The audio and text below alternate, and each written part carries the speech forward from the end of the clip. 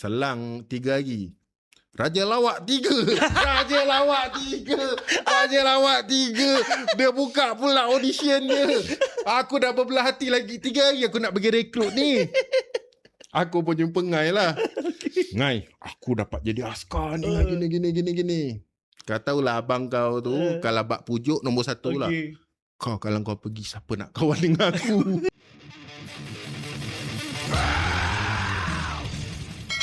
Tiga hari nak serah badan masuk Johor Military Force, Jeff pujuk aku jangan pergi sebab iklan Raja Lawak dah keluar. Itulah yang dapat disimpulkan dari kenyataan Mamat Sepah apabila pelawak tersebut menceritakan semula pengalaman beliau ketika mula-mula ingin menghadiri uji bakat Raja Lawak musim ketiga pada awal tahun 2009 yang lalu. Menerusi potongan video podcast yang dikongsikan di akaun TikTok Cerita Malam Jumaat tersebut, Mamat mendedahkan beliau telah berjaya dalam temuduga untuk menjadi askar timbalan setia Johor ataupun Johor Military Force, tetapi beliau sanggup menolak tawaran tersebut demi mencapai cita-cita bersama Jack untuk menjadi artis.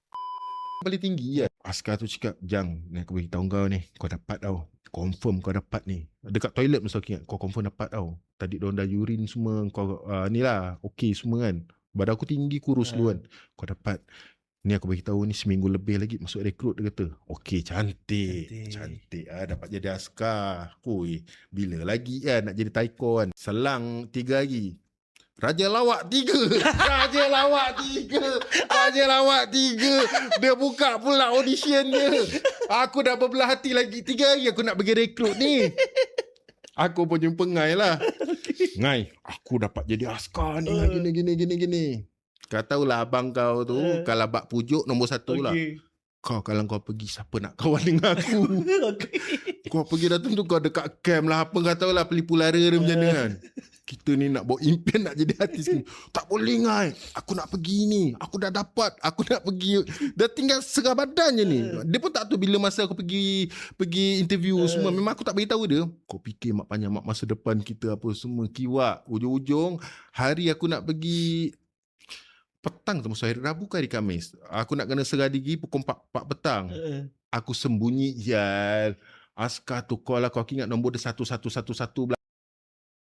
Call rumah, dia call abang aku, dia cakap ni nak kena serah diri ni. Nak rekrut apa semua. Aku lari babe daripada rumah babe. Aku lari 3 hari Syah tak balik rumah. Aku tidur rumah kawan aku. Aku takut lah Askar datang kutip aku kat rumah Syah. Tak payah pergi Mat. Kau pergi nanti siapa? Aku tak ada kawan dia kata kan. Kiwak aku cakap. Ini dah memang confirm dapat. Jabatan Agama Islam tak dapat. Polis pun tak dapat sebab aku tindik telinga.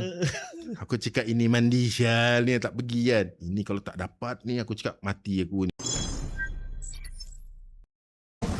Subscribe with notifications on.